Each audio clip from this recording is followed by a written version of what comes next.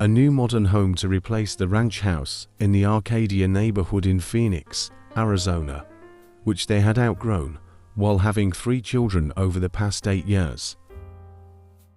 A two-story, multi-generational contemporary family home fitting their personalities and lifestyle.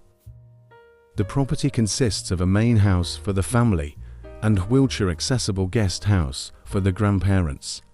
Conceptually, the main house was designed with black brick volumes with pocketing and sliding glass doors that open out to the front and backyards on the first floor, and a white stucco box second floor sitting on top.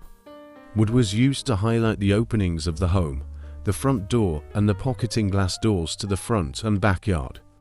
The first floor contains the main living spaces, primary suite, guest bedroom and gym, while the second floor contains all of the kids' bedrooms, den, homework area, and laundry room.